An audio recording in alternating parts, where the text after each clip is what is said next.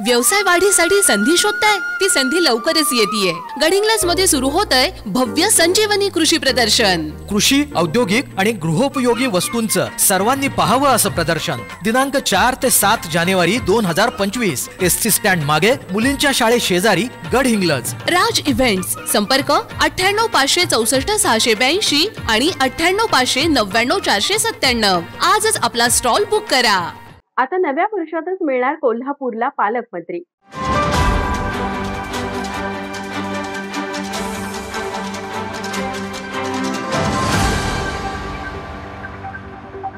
महायुती सरकारने विधानसभा निवडणुकीत एक हाती सत्ता मिळवली. त्यानंतर मंत्रिमंडळ खाते वाटपाचा गोंधळ झाला. मंत्रिमंडळाचे खाते वाटप झाले आणि आता पालकमंत्री पदासाठी रस्सीखेच सुरू झाली. पालकमंत्री पदासाठी महायुतीच्या घटक पक्षांकडून आपल्याला पालकमंत्री पद मिळावे यासाठी ताकदपणाला लावली जात आहे. कोल्हापुरात पालकमंत्री पदाची ही तीच अवस्था आहे. कोल्हापुरातून शिवसेनेचे प्रकाश आंबेडकर, राष्ट्रवादी अजितदादा पवार गटाकडून हसन मुश्रीफ आणि भाजपकडून चंद्रकांत पाटील यांना कॅबिनेट मंत्रिपदाची संधी मिळाली.